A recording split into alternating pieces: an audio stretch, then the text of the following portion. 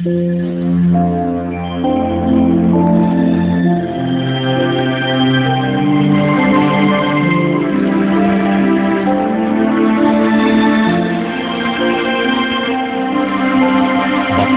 ang bumabasa at ang nangakikinig ng mga salita ng hula at tumutupad ng mga bagay na nasusulat doon, sapagkat ang panahoy malapit na.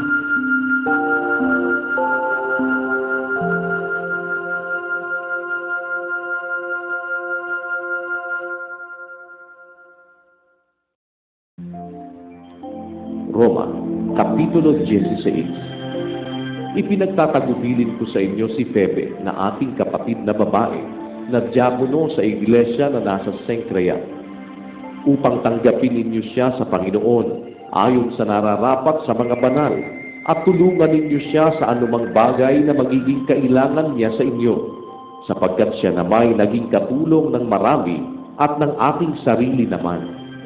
Batiin ninyo si Prisca at si Aquila na aking mga kamanggagawa kay Kristo Jesus, na ipinain ang kanilang mga leeg dahil sa aking buhay, na sa kanila'y hindi lamang ako ang nagpapasalamat, kundi naman ang lahat ng mga iglesia ng mga Hentil. At batiin ninyo ang iglesia na nasa kanilang bahay. Batiin ninyo si Epeneto na minamahal ko, na siyang pangunahing bunga ng Asya kay Kristo. Batiin ninyo si Maria na lubhang nagpagal sa inyo. Batiin ninyo si Andronico at si Junias na aking mga kamag-anak at mga kasama ko sa pagkabilanggo, na siyang mga bangkog sa mga apostol, na sila namay nangauna sa akin kay Kristo. Batiin ninyo si Ampliato na aking minamahal sa Panginoon. Batiin ninyo si Urbano na aming kamanggagawa kay Kristo, at si Estaquis na minamahal ko. Batiin ninyo si Apeles na subok kay Kristo. Batiin ninyo ang mga kasangbahay ni Aristobulo. Batiin ninyo si Herodion na aking kamag-anak. Batiin ninyo ang mga kasangbahay ni Narciso, yaong nanga sa Panginoon. Batiin ninyo si Trifena at si Trifosa na nagpapagal sa Panginoon.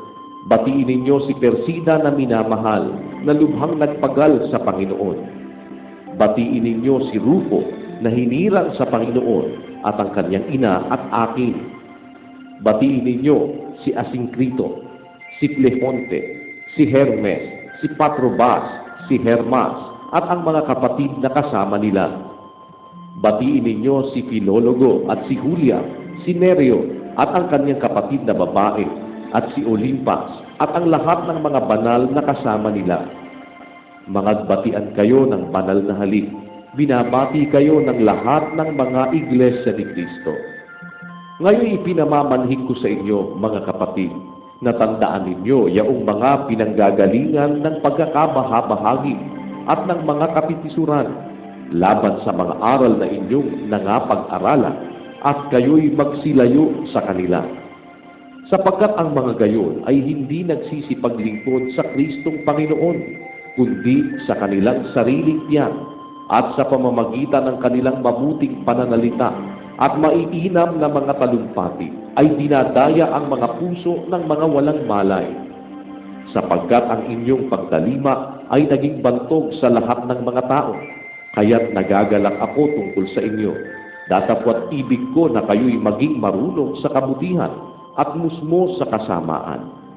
At si Satanas ay dudurugin ng Diyos ng kapayapaan sa madaling panahon sa ilalim ng inyong mga paa. Ang biyaya nawa ng ating Panginoong Hesukristo ay sumainyo.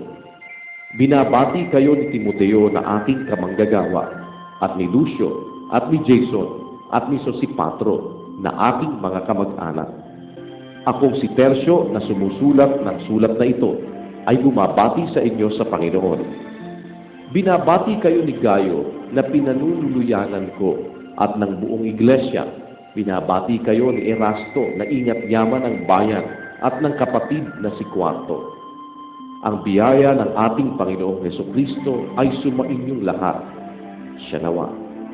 At ngayon, sa Kanya na makapangyarihan na sa inyo'y makapagpapatibay ayon sa aking ebanghelyo, at sa pangangaral ni Hesukristo, ayon sa pahayag ng hiwaga na natago sa katahimikan ng panahong walang hanggan.